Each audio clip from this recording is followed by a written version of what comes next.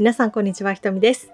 今回は Excel リアルクローズシャドウの CS14 番シナモンスエードを使ってカシスオレンジのようなアイメイクの作り方をご紹介します。それでは早速いきましょう。はじめのカラーをブラシに取り、まつげの生え際からクリースの少し下までのせていきます。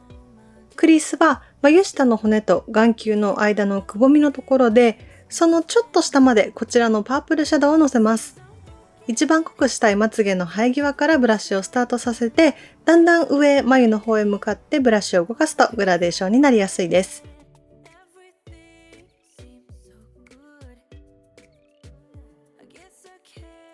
ここでは小さいブラシでまだらな部分に同じ色を重ねています。後でも調節できるので完璧に綺麗にできなくても大丈夫です。次に隣の明るめのブロンズシャドウを取り、クリースのところまで広げましょう。1色目はもう少し下だったんですが、この2色目はクリースのところまでです。こちらも先ほどと同様、一番濃くしたいところからブラシをスタートさせ、薄くしたい上の方へ向かってグラデーションを作っていきましょう。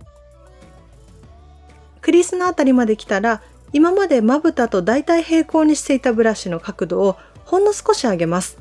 すると、まつげの生え際にのせたアイシャドウの色を落とさずに、クリースの部分が薄くなることで綺麗なグラデーションを作りましょう。で、私はここの部分、もう少し綺麗にしたいので、ブラシの角度を90度くらいにしてブレンドしていっています。なじませるときは、ブラシに何もついていない状態でお好みの仕上がりになるまでブレンドしてください。次に、初めのカラーに戻り、もう少しだけパープルを重ねています。この色はクリースを越えてのせすぎると少し目が腫れて見えちゃう可能性のあるカラーなので、ここでもクリースを越えない程度に優しくのせてください。ブロンズのアイシャドウを取り、目の下全体にのせます。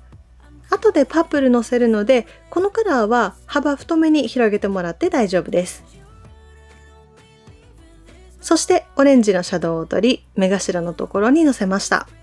この今使っているオレンジと一つ前に使ったブロンズカラー同じように見えますが、少量塗りだと結構違うので比較しますね。このオレンジの方を一回指に取って手で広げると、オレンジのラメがメインで広がる感じになります。下のブロンズカラーの方も一回取り塗り比べてみると、こっちの方が一回でベースのカラーがしっかり出る感じです。インスタでこの2色が同じに見えるっていう口コミを見たので、メイク動画の途中ですがご紹介させていただきました。パープルに戻り、目尻3分の2に広げていきましょう。このカラーは先ほどのせたブロンズの色より細めにまつげの生え際にだけのせるとグラデーションが作れます。色はお好みの濃さになるまで調節してください。次に一番明るいカラーを指にこんな感じで縦に取ったら、黒目の上にのせました。この色はラメっていうより角度によって艶っぽくなる感じです。アイライナーはほんの少しだけのせました。アイシャドウメインなので濃くしすぎない方がいいかなと思います。そしてパープルに戻り、今アイラインにのせたところをぼかしています。この詳しいやり方は別の動画で詳しく解説しているので、そちらをご覧ください。マスカラはブラウンを使用します。アイシャドウもアイラインも明るめなので、ここは明るいカラーマスカラとかではなく、ブラウンを使ってまとまるような感じにしました。最後、マスカラの後ですが、もう少しラメ感足したかったのでのせました。この自然光だとラメ感伝わらないかなと思うんですが、光に当たるとラメがキラッとして可愛いです。あとはアイライナーです。このウォーターラインのところ、今オレンジブラウン使っていますが、ここは目をはっきりさせたいので、明るすぎるライナーよりはブラウンや濃いめのボルドーとかオレンジで仕上げるといいと思います。するとこちらで完成です。